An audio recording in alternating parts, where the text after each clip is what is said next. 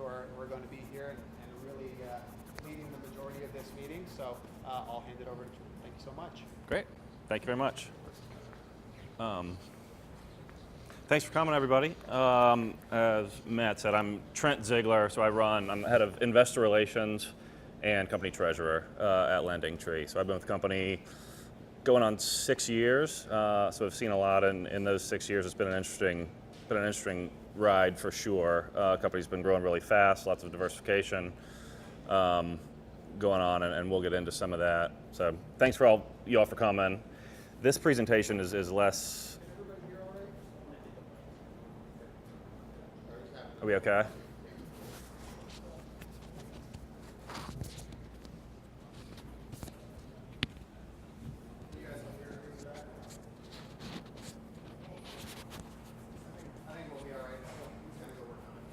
Okay. Cool. So this presentation is less of an earnings specific presentation, and this is sort of more an introductory presentation. This is what we would, take on the road with us to go meet with a handful of investors and really walk through the basics of the company. When I'm having conversations with investors, it ranges from folks who have never heard of the company before all the way through guys that have been following us for 5 to 7 years and know the company really, really well and know the intricacies of the model. And so this is more of a high-level presentation. I'd encourage you to ask questions as we go to make this a little bit more engaging. We can dig in and keep it a little bit more free-flowing. So with that, we'll jump right in.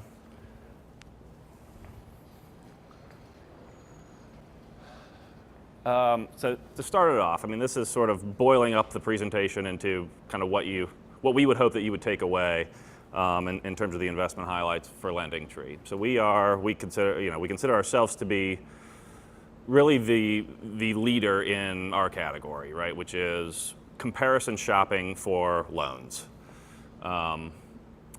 We've got a dominant share in the mortgage business, and we'll get into some of this, but we've historically been associated with the mortgage business and been heavily concentrated and tied to the mortgage business. But over the last 4 or 5 years, we've really diversified the portfolio and extended the LendingTree brand into other categories like student lending, like personal lending, like credit cards and others, and we'll get into some of that, but our diversification we feel is a real asset.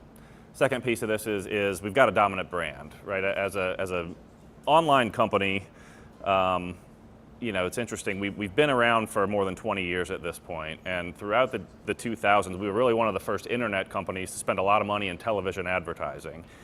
And whether smart or lucky, the investment into the LendingTree brand has proved to be a real asset, even in a digital world that we're in today. Having that brand presence is a real advantage.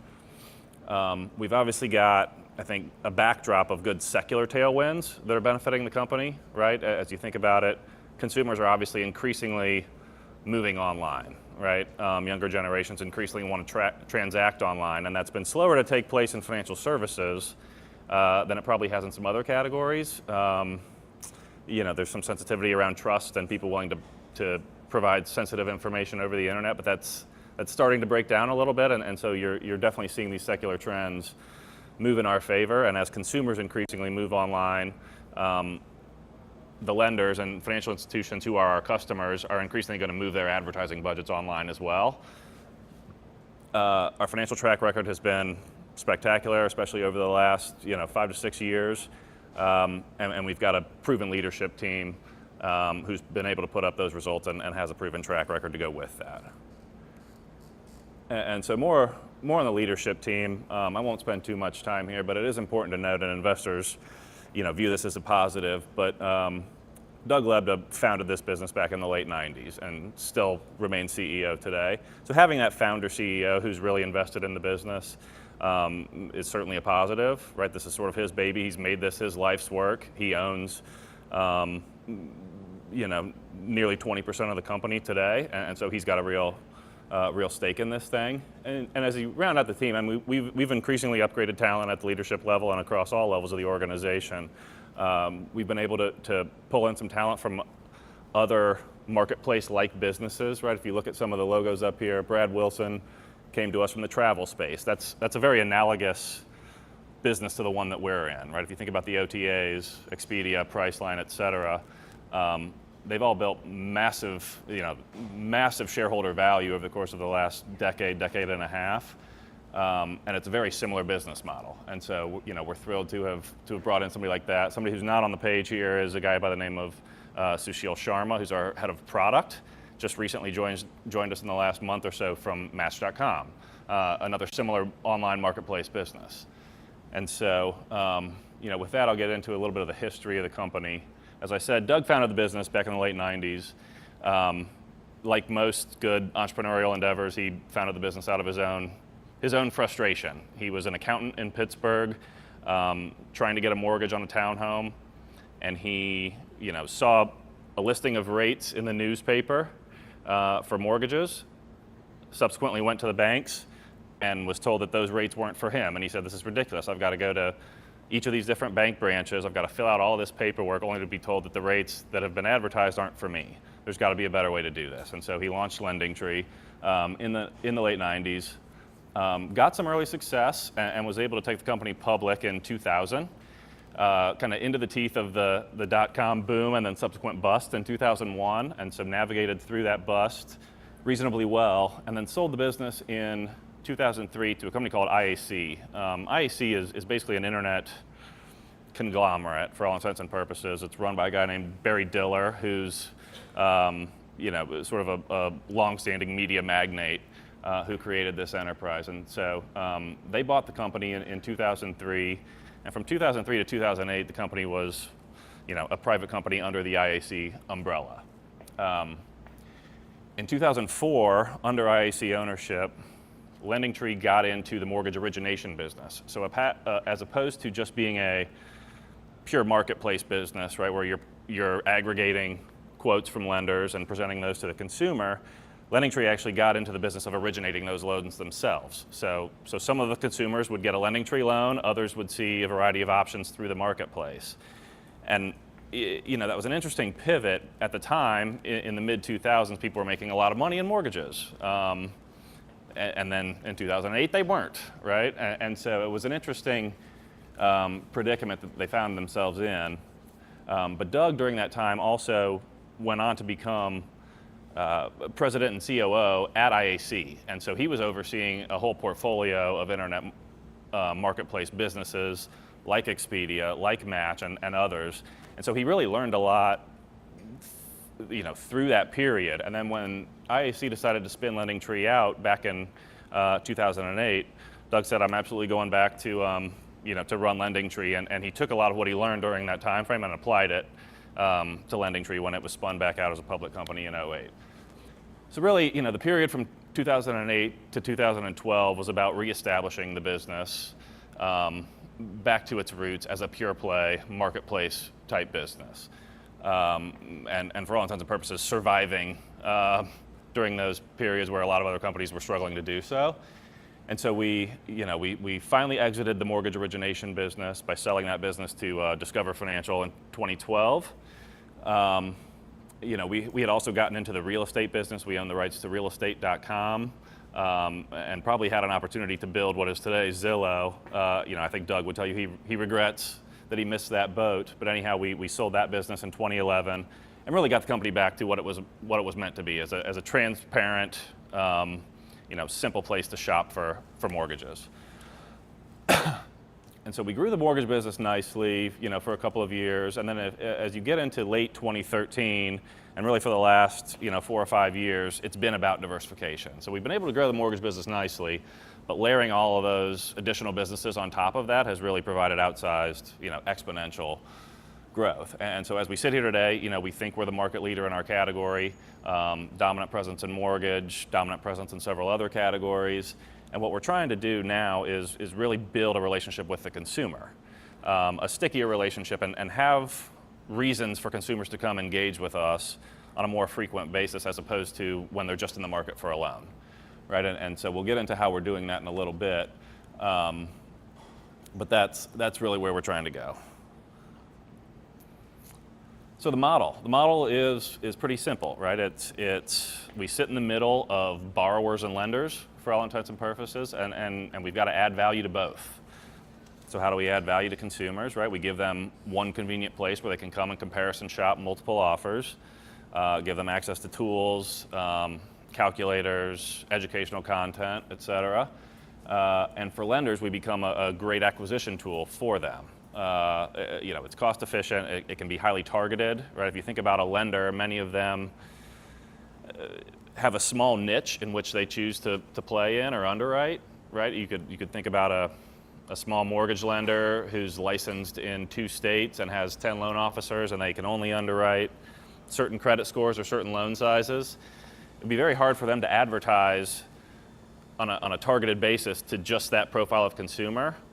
LendingTree can kind of sop up all the demand and then efficiently distribute it to those that can serve it, right? And so as a lender, I can come to LendingTree and say, hey, I want 10 customers a day, and I need them to look exactly like this, and LendingTree can deliver that.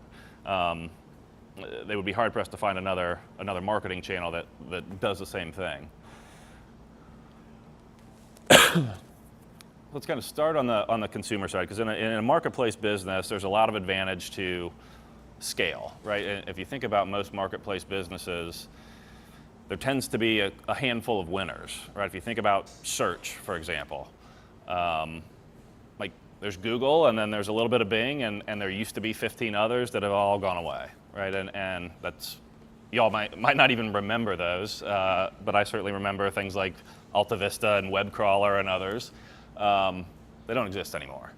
If you think about travel, right? Priceline and Expedia and maybe a little bit of TripAdvisor have effectively consolidated those industries, and there's 2 or 3 that matter in that space. The same thing is true in home services. You've got HomeAdvisor and Angie's List, and everybody else has sort of gone by the wayside. And so the point here is that scale does matter, and we've got it. So we facilitate over $30 billion in loan originations on behalf of our lenders. For context, in the mortgage business, we would effectively be, granted we're not originating the paper, but we'd effectively be a top 10 or top 15 mortgage lender in the country today. Similar in some other categories. We work with over 500 plus lenders across different categories. And over the course of the last 20 plus years, we've spent more than $2 billion in advertising against the LendingTree brand to build the strength of that brand. Excuse me. And so let's talk about why brand matters, right? As I said earlier, we've spent a lot of money on advertising, to reinvest and strengthen the presence of our brand. And so why does that matter? Right, the chart on the left here is basically aided brand awareness. So if you ask somebody if they've heard of a given brand, do they say yes or not? And clearly what you see here is that our brand awareness is on par with some of the top banks in the country. It's often better than some of our competitors like a Zillow or a Bankrate. And so the way that advantage plays itself out is really through our paid digital marketing efforts, right? So if we're running display ads across the internet, or we're buying paid ads inside of Google, if somebody sees a LendingTree branded ad relative to another lesser branded ad, the propensity for them to click on the LendingTree ad is upwards of 30% higher. People are willing to click on that, they're willing to convert, and it ultimately monetizes much better for us. So that gives us an ability to sort of outmarket the competition in a pretty meaningful way, right? There's only a limited inventory of Google AdWords, for example, right? There's 3 or 4 paid ads at the top, and if we can afford to profitably be that top spot all day long, that's a real asset. And so what we see is the brand manifests itself across all of our digital channels, right? It's not that we run a TV ad and now all of a sudden somebody decides that they need a mortgage and they come to us, but when they do need a mortgage and they go to search and they see LendingTree, they think, oh yeah, I'm willing to go there. So a little bit more on that, right? If you think about all the other channels that we deploy that brand through, we take a lot of pride in the fact that we've got a really diversified marketing mix. A lot of competitors have built reasonably good businesses by exploiting sort of one of these channels, right? They found a channel that they were good in, and they would go market into it and exploit that advantage. Reality is, you can do that for a period of time, but ultimately that arbitrage opportunity effectively gets competed away over time. And so we take a lot of pride in the fact that we do have a fully diversified mix here, right? And it all starts with offline, which is really about building that brand, right? So that's television, that's radio, that's billboards. That's about establishing the brand. And then you deploy that brand through all of these digital means that are much more direct response. And so we really view marketing and advertising spend for us is sort of our raw materials cost. That's how we drive the business every day. And so like I said, we will deploy that through paid search, right? If you see a Google results page, you've got 4 paid ads at the top, and then everything else is what we call organic, and it's more of a function of the content that you distribute, other publishers' willingness to link to your content, the amount of time that consumers spend reading your content, and there's a whole algorithm obviously behind that. But we've historically been really good at the paid side. We're increasingly getting better at the organic side. And then obviously, there's things like display advertising, which I'm sure you're all familiar with. If you spend any time on a LendingTree website, we're going to follow you around the internet. Partnerships, so we've got deals in place with big third-party publishers like CNN, like MSN, like Yahoo, all right, and we get LendingTree's content distributed across these big publishers that have lots of eyeballs. Native advertising, so that's if you're reading a Yahoo news stream and all of a sudden every 4th article or what you think is an article is really a paid ad, we're relevant there. Social media is becoming increasingly important. And then finally CRM, so that's just emailing our existing customer base.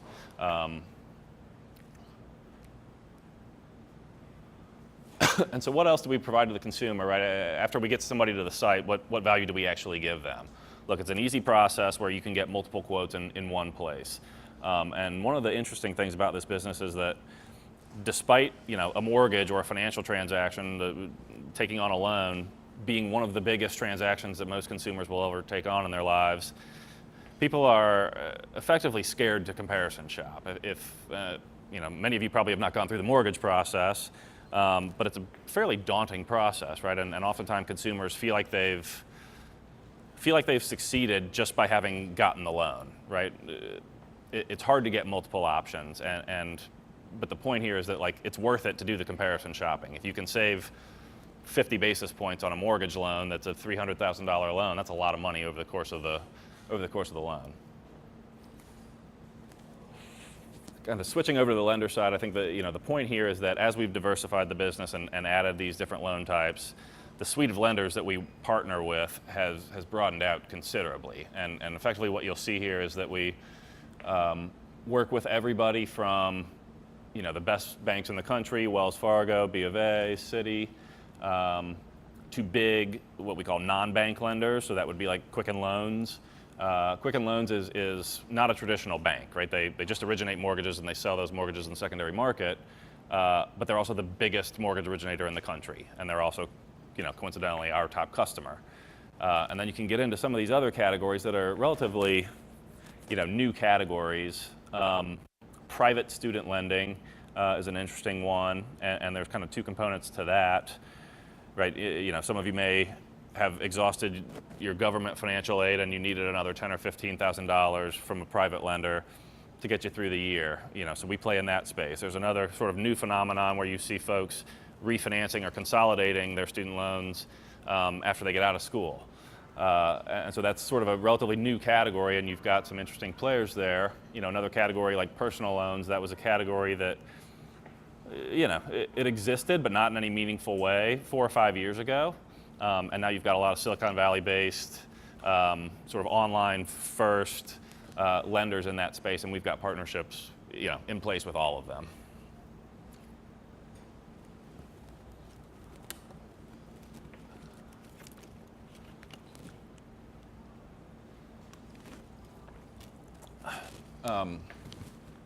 So as I was saying earlier, historically one of the difficulties with the LendingTree business model was, consumer comes to LendingTree to get a mortgage.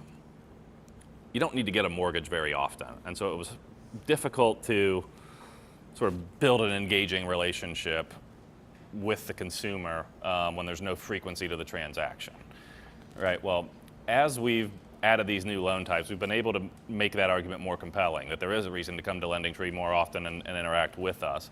And so we're trying to, in addition to having more products to offer, we're trying to sort of capture the consumer through what we've termed as My LendingTree, and that's like the logged in version of LendingTree. And once you permission us to do so, we can collect a lot of data on you in the background, right? Like your credit score, your credit file. We have access to your outstanding trade lines.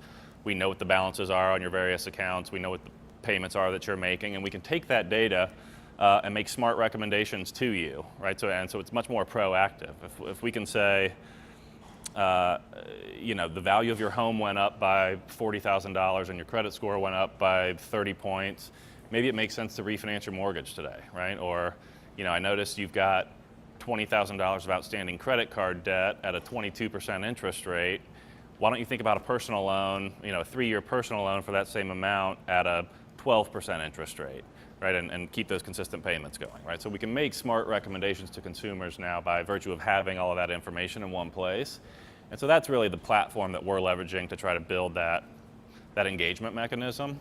It's funny, Doug sort of says, for the last 4 or 5 years, we've been operating on a Google strategy, which is just win through being better paid marketers and sort of capturing all the supply. And now we're pivoting to the Amazon strategy, right? And so my LendingTree would be sort of like the Amazon Prime of Amazon. And so that's an interesting way to think about it. So how successful have we been, in doing that? We've added, we've started doing that in June of 2014, and we've got now 9 million users enrolled in that platform. And we continue to add new products and functionality all the time. Just recently we've added free credit monitoring. We've got a tool that we call the Credit and Debt Analyzer, and it's basically a goals-based platform that enables you to go in and say, hey, I want to buy a car in 6 months. Show me how to get there. Show me what to think about and the things that I need to do to achieve that goal. My LendingTree Academy, that's just a series of educational videos and tutorials. The point being, we continue to add content and give consumers a reason to want to come back. Finally, this is a relatively new initiative, but I think it's important to touch on. I mean, one of the biggest complaints that we get in the mortgage business is that experience doesn't feel like sort of a web-based business. And the reason for that is, if you came to LendingTree and said, hey, I'm interested in buying a house, I want to see what I can do on a mortgage, we're going to ask you a bunch of information, and based on the information that you provide to us, we're going to match you with 4 or 5 lenders. So that's sort of the whole model.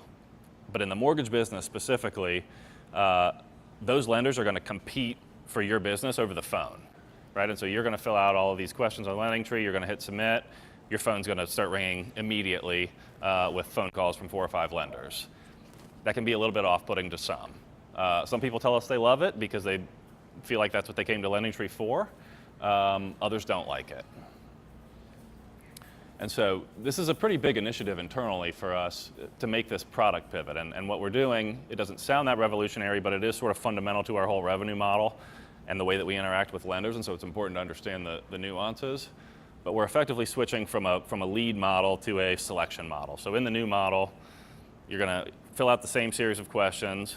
We're still going to match you with 4 or 5 lenders, but rather than having them call you or giving them the ability to call you and try to compete for your business, we're just going to show you those offers and give you, as the borrower, the ability to take those next step, right? And so then we'll just charge the lenders on a selection basis, right? So if I get my 4 offers and I say, yeah, I want to talk to lender ABC, lender ABC will pay us, as opposed to all 4 lenders competing for one borrower.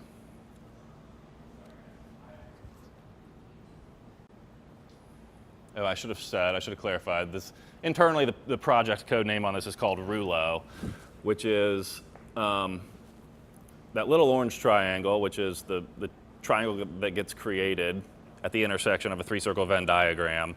There's really a French spelling, but it's called a rouleau triangle. And the point here is that we're trying to, in all things that we do around product innovation, create solutions that are good for the consumer, good for the lender, and good for LendingTree. So worth knowing that. Question? Yeah. How does the lender feel about this new system? So the question was how does the lender feel about the new system? Look, where we're at in this is we're piloting it with we'll send 5% of traffic randomly selected, 5% of traffic goes through this alternate experience. And so it's in a sort of a beta phase. We're testing it with 9 or 10 lenders out of 300 who participate in the core mortgage exchange. The early feedback is that the lenders love it, right? If you think about it, this cuts out a lot of waste and inefficiency for the lender, right? Because today, if I'm a loan officer, I'll buy 100 LendingTree leads, knowing that I've got to compete against 4 other lenders for every one of those leads, and I got to call through all of them, and I'm not going to win a large percentage of those. In this new model, right, the consumer has already said, I want to work with you. And so by the time that consumer gets to the lender, it's a much higher intent, much higher quality lead, and so they'll be willing to pay a premium for that. And it creates a lot of efficiency for them. Good question, though. All right, so that's sort of the overview on the core business. Switching gears a little bit, we'll talk about just sort of the opportunity as we see it. This is something that we really, endeavored to flesh out at an investor day that we did last December. The point was to, frame up for investors how we think about how big the company can be over time and where we sit within our different markets and what are some of the puts and takes. And as we said earlier, I think there's clearly a tailwind going on in the background here of consumers moving online and lenders moving ad budgets online. Right, we're leveraged squarely to things that consumers want, like simplification, like transparency, and insights, right? Like consumers want to know what they're getting when they come to LendingTree, and for most intents and purposes, if you go to a bank, you get there's a lot of complexity, right? And there's just a lot of stuff. And so we're endeavoring to provide what consumers want. On the flip side of that, you very clearly see a trend of bank ad budgets growing online. That's going to become an increasing component of their customer acquisition strategies, right? You hear all the time about bank branches closing. Those dollars are going to move online instead. So how do we frame up the market? And so what we've tried to do here is look at financial institution advertising dollars. And so the orange circle there represents about $20 billion. And this was the cleanest data that we could get, right, which captures bank and credit union advertising spend. So $20 billion there. Now the outer gray band is a huge number. We just couldn't get an exact number for it. But that goes back to what I was saying earlier, somebody like Quicken Loans. Not a bank, not a credit union, but they're the largest mortgage originator in the country. Couldn't find the right data point. Point being, 20 billion is easily identified. The number is actually much bigger than 20 billion in terms of what we're capable of going after. And so within that 20 billion, we've identified that today, 14 of that 20 is being spent online today. You think about where that's going. That's probably mostly paid search or display being spent by these banks, probably through an agency, mostly with a lack of demonstrated return. And then within that, 13.7 billion, only about 2.5 billion is what we call the core market today. So that 2.5 billion is comparison shopping.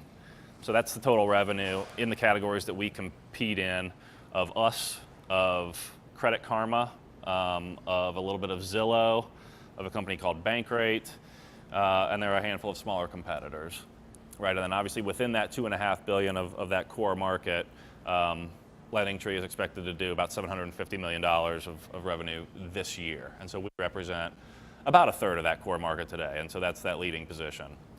I think the fundamental thesis here is that the light blue, right, the online, is going to continue to eat into the orange. More dollars are going to move and shift into online. We think the core, the comparison shopping category, should continue to eat into both of those. And then obviously LendingTree has to be a market leader in our category, right? So again, I've made the analogy to a couple of similar businesses, right? Similar online marketplace businesses. We really like the parallel to the travel space. And admittedly, the analogies, hold together pretty well in some places. They break down in others. But I think the point here is, similar sized markets, The lending category represents about a $2.4 trillion market today, with an estimated 12 to 13 billion in online ad spend. Travel, also a huge category, an estimated 13 billion in online ad spend. But if you kind of work down the list, right, think about the value that's been created by the OTAs, right? They represent 125, 130 billion of market cap between Expedia, Priceline, and Trip. LendingTree is the only public company really in our space, sits at a market cap of 3 billion, right? And so if you think about the value that's sort of there for the taking, we certainly like that setup. Now, admittedly, right, it's going to boil down to penetration, and we'll cover this in a second. But depending on the data sources you look at, 40 to 50% of all online travel bookings, whether hotels or airlines, are done through the OTAs. Today, we facilitate about 2% of all of the loan origination in the country, right? And so our whole framework for thinking about the business and how we go to market is really about increasing that penetration, right? How do you take 2% to 4 to 6 to 8 to 10, and what's the ceiling there? All right, so get into financials a little bit, and before we get into the actual results, kind of important to understand sort of how we make money, right? So this is our revenue model, and the unique thing about our revenue model is there's kind of a third element to it beyond just price and volume. And for us, that's coverage, or what we call coverage, right? But it's the match rate and the matches per here.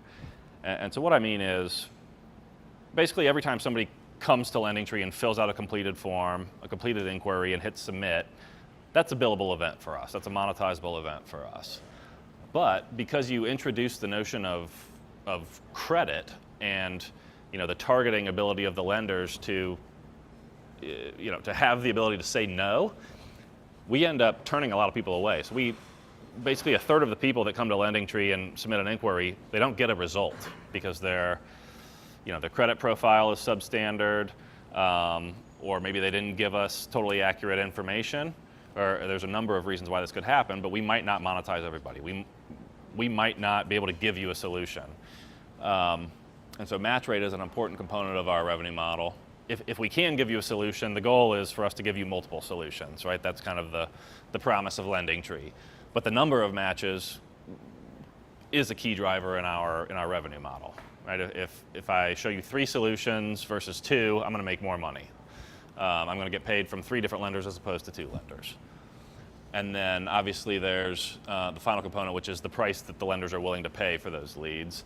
And so that stacks up into revenue. But the point here is you got to understand how the model works. The numbers will vary wildly across different loan categories, whether it's mortgage or personal loans or others. But understanding the mechanics here are important, and also realizing that a modest improvement in something like match rate or matches per can actually really drive big numbers for us, right? If you think about this scenario here, if I take the match rate or the number of matches, let's say from 2.5 to 3, I've just grown revenue 20%, and I didn't raise pricing, and I didn't drive any additional consumers through the door. I just matched them better, right? I just distributed those better. And so it's a huge impact on the profile of the business. So you also have to look at this from the lender perspective, right? And the lenders are the ones paying the bills, right? They're the ones paying for our product. How do they think about it, right? And so where does LendingTree fit relative to their other means of acquisitions, right? They can advertise on billboards, they can buy TV spots, they can buy Google AdWords, or they can buy leads from LendingTree. And how do they think about where to allocate those dollars? So one of the questions we always get is like, well, what's the price of a mortgage lead? And the answer is, it depends, on what exact profile of consumer we're talking about. The price of a refinance lead in Orange County, California, for a $500,000 refi is going to be much higher than a purchase lead on a mobile home in North Dakota. And it's a function of the competition for that profile of consumer. And so the point is, it's kind of a bidded marketplace, right? In the same way that we're buying keywords inside of Google, certain keywords cost a lot more than others, right? And the same thing is true in this model. But at the end of the day, right, what do the lenders care about? They care about not how many leads they're buying and what they're paying for those leads, but how many of those leads do they ultimately convert into funded loans? Because they're not making any money until they fund that transaction, right? Until they close that loan. And so we have to be very mindful of the conversion of our leads. The economics for them have to pencil out. And so what you see here is again, these are wide ranges, and it will vary from lender to lender and from product to product depending on any given lender's strategy, right? But if I'm buying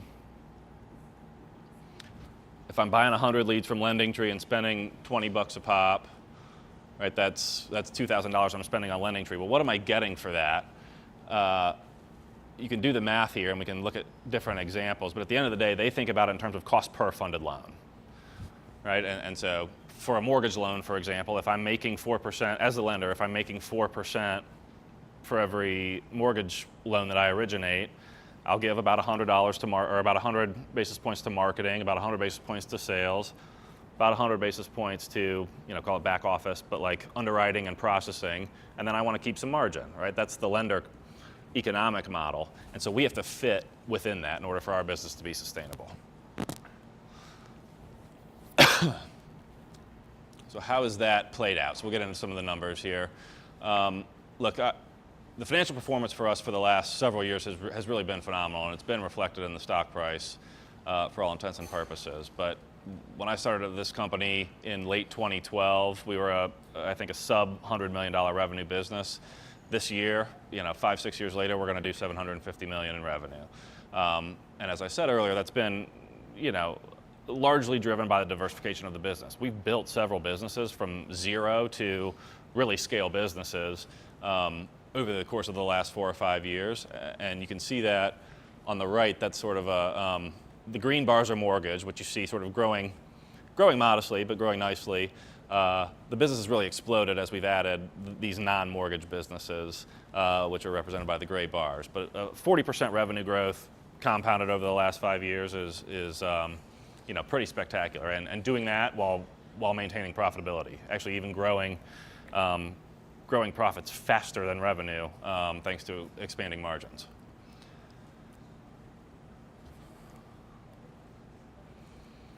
And so real quick, we'll get into mortgage versus non-mortgage and kind of think about the puts and takes. The reason this slide is in here is because the first question we always get from investors is, what happens when rates go up? What happens to the mortgage business? Because a lot of our mortgage business is predicated on refinance. Until recently, we've been in a period where mortgage rates have been at historic lows, right? And you can see that by the orange bar here on the left. Historically low levels of mortgage interest rates, that creates a high demand for refinance volume. That's really the sandbox that we play in. Purchase is a much harder, much more complex, much more considered purchase. And so that's admittedly a more difficult business for us. But if you think about somebody that's in the market for refinancing, they've already got a mortgage, they've already got their home figured out, they're just trying to get better terms. They just want a lower rate, or they want to shorten the terms, or they want a lower payment, or whatever their goals are. It's pretty easy to facilitate that in an online marketplace. Purchase is much harder. You've got the realtor involved. You've got a lot of things that need to happen in order for somebody to get that transaction through the finish line, like the inspections, appraisals, a whole host of things. And so, admittedly, it gets a little bit tougher, and we've seen this over the last, call it, year and a half, where rates have really started to go up in earnest. Refinance volumes have been cut in half over the last 2 years, right? And that's been a little bit of a challenge for us, but we haven't been nearly as impacted in our business as the broader market has. And that's because we've got sort of an inherent hedge embedded in the business, right? If you think about it, when industry volumes are contracting, right, there's less people that are eligible for refinancing, therefore there's less consumer demand for refinancing. That's when lenders need us the most. That's when they have to turn to us and say, like, I need volume, I need lead flow, I need to keep my loan officers busy. And so there's sort of an inherent toggling that goes on. And what you tend to see from us is when there's a lot of demand from consumers, there's a lot of demand from lenders, or I'm sorry, when there's a lot of demand from lenders, we have to spend into the market to drive that traffic, but we monetize it really, really well. And so you'll see revenue and marketing move up in tandem. On the flip side, when there's less demand from lenders, we can pull back on marketing to offset that revenue decline. And so the two move in tandem. And what you see is there's sort of an offsetting correlation between our revenue growth and our margin profile. We'll often, when revenue growth is accelerating, our margin profile will decline. And the opposite is true. When revenue stagnates a little bit, our margin profile is still robust. And so we actually encourage investors to not pay too much attention to the margin profile on a percentage basis. At the end of the day, we're trying to grow dollars, right? Doug always says, dollars pay the bills, not percentages.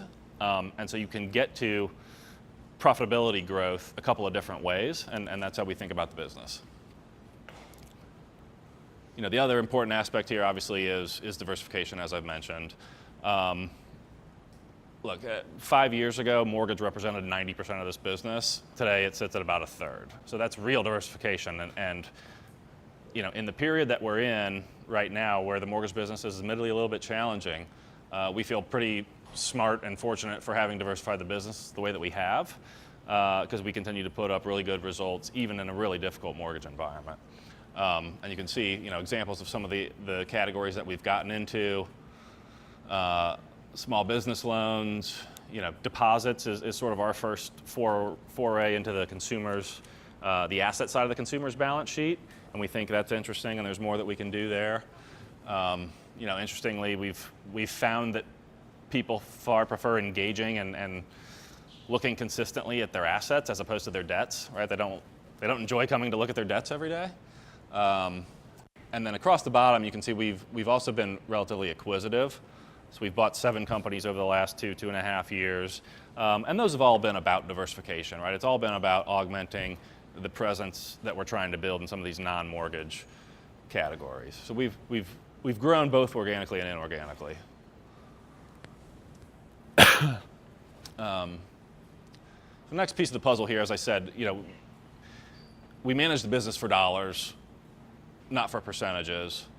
We report a metric that's sort of a non-standard metric. We call it variable marketing margin, but for us, it's revenue less paid advertising. You see other internet companies report similar metrics. Some call it net revenue, some call it revenue less traffic acquisition costs or TAC.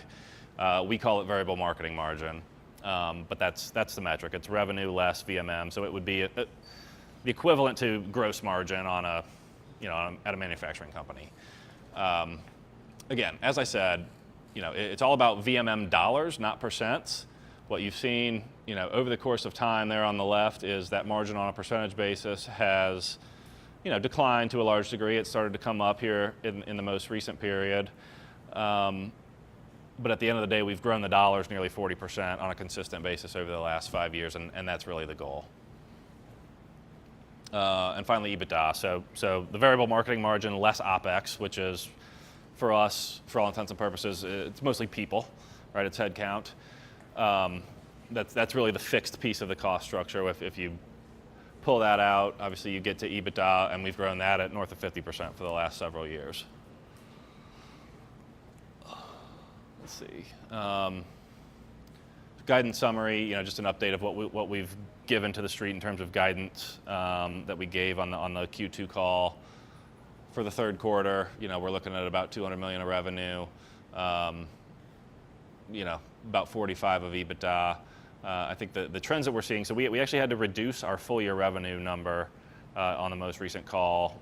We had originally planned to do this year, I think 770 to 790 of revenue, and we took a little bit of a haircut on that in the most recent period due to some of the challenges that we're seeing in the mortgage business. But I think the bigger takeaway is that because of the flexibility in the model that I talked about, we took revenue down by 25 million on the full year, but we actually raised our EBITDA guidance on the year. So we're continuing to make money, we're just getting there a little bit differently.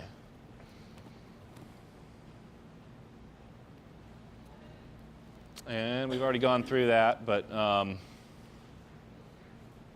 guess we'll wrap it up there.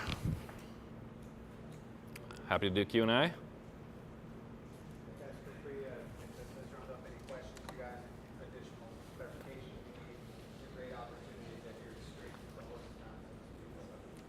Sorry. It's a great opportunity to hear the. Oh yeah. Yeah. What's your conversion rate like from somebody who's gotten the platform to getting it on? Yep. Good question. So question was, what's conversion rate from, say, lead to actually funded loan? Varies wildly by product, right? A mortgage is admittedly pretty low, so it's like 2 or 3% in mortgage. Other categories where the process is a lot more seamless and it's more digital, right? In mortgage, you can do a lot of the discovery and shopping on the front end online, but then you have to go offline to complete the process. You got to go talk to a loan officer, you got to deal with lawyers, you got to fax documents back and forth. That's much lower. A lot of other categories, it's much more seamless, right? If you shop for a credit card on LendingTree, you would pick the card that you wanted, you would finish the application process at the issuer, you'd be approved or denied, and like they would drop a card in the mail. And so because of that, mortgages is certainly low. Like I said, it's 2 to 3%. If you look at something like personal loans, it's pushing double digits. So nearly 10%. Okay, and how those numbers do like evolve? Broadly speaking, I would say they gradually get a little bit better. I mean, it's a big focus for us to improve conversion. It's probably the biggest lever that we have in the business, but it's hard, right? And so we spend a lot of time and effort on it, but it just grinds modestly higher. We're hoping on the mortgage business, the pivot we're making on the product side that I went through, the Rulo project, we're hoping that can have a big impact on conversion. Yep. So just want to understand Rulo a little bit. So lenders only pay the match fee if the borrower wants to learn a little bit more about what they're offering? That's correct. Yeah, so the lenders are paying on a per selection basis. Whereas right now it's more if they're referred at all. Yeah, right now multiple lenders are paying for the same match. Okay. Yep. Geographically, are there any areas in the U.S. where you're more concentrated? We don't spend a lot of time looking at geography. I mean, we've got lenders everywhere. Now, our concentration geographically is going to kind of mirror the broader demographics of the country. Like, we're going to do a whole lot more business, especially mortgage business, in California and Florida and Texas than we are in Delaware, right? But it's not a big driver of the business.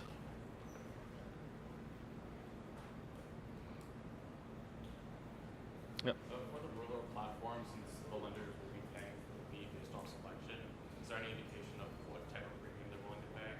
For example, you could have 3 lenders match with a personal loan at $20 per lead, for example, or they willing to pay Yeah. plus, or are they willing to pay a discount rate to that? Yeah, so we certainly think they'll pay a premium. So some of the things that we've talked about, right? If you think about it, in mortgage we'll match up to 5, right? We'll match you as the borrower with up to 5 lenders. Reality is, on average, that's about 3. Like, the average consumer gets 3 matches. What we're seeing in Rulo is that the conversion from selection to loan, as opposed to just match to loan, is 3 to 3.5 times better already. And so we feel pretty good about the economics of it. Now, the harder part is we've got to bring the consumer through that one additional step, right? We call it selection rate. Right now, that's where the team's really focused. Like, we've got to bring that up. So, there's a lot of monetization fallout from consumers who see their offers, who we were previously monetizing, that now we're not, because they don't take action, right? And so we're looking at ways to re-engage the consumer and try to drive that selection rate higher. Like, that's more the challenge as opposed to the economics from the lender's perspective. Yep. 30% of public flow is short right now. Why do you think there's so much hesitancy?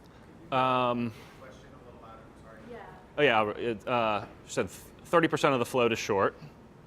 So kind of what's behind that? So it's interesting. So we've had to deal with a bit of a difficult sort of IR challenge this year, coming off a spectacular year. So if you go back to 2017, you know, we initially guided for something like 30% growth in 2017 over 16.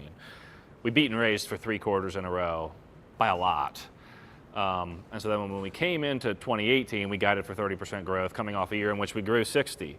And so there were really heightened expectations for us to continue beating and raising, right? We guided to 30 and people took that to mean 45. And so we, you know, our stock took a big hit on the fourth quarter announcement in February, and again on the first quarter announcement in April. Like, we got punished because we didn't raise our guidance, right? And so that was, we were dealing with really overblown expectations, I think, for the first half of this year. Now we've run into, admittedly, a little bit of a more challenging mortgage business than we expected. We knew it was going to be hard, and we had accounted for that, but it's arguably a little bit more difficult than we even would have projected. And so, you know, as we were getting in, you know, halfway through the second quarter, we started messaging to investors that it was going to be harder than we had thought. And when we reported a pretty solid quarter, but the mortgage business was, you know, actually down. It had shrunk year over year after it had grown 15 to 20% plus for a long time. And so that's got people spooked. I mean, I think we've appropriately reset the expectations on that. I think the short thesis would say it's going to get worse than we're accounting for, right? And so there's a little bit of that. You know, the other thing, I think there is just some structural short out there because we've got a convertible debt offering. So the convertible bond offering, obviously, you know, is skewed towards the equity upside, and so I do think there's people that will short just to hedge that position.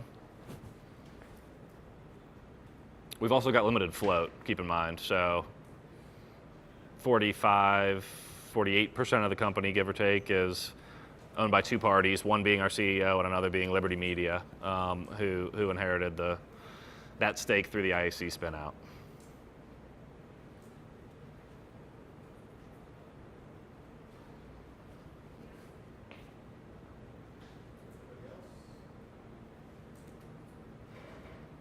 Great opportunity, though. Walk out the door without asking what questions you have. We'll do a follow-up then too, right? Is that?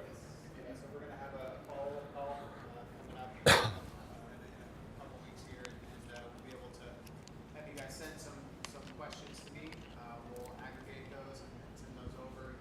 We'll do a follow-up call. You'll all be receiving an email. I think we may have already sent that out with the date, but we'll definitely remind you ahead of that call. So you'll get another opportunity after you've gone and done some initial research, be able to build that around and come up with some great questions to ask you and get some additional clarification.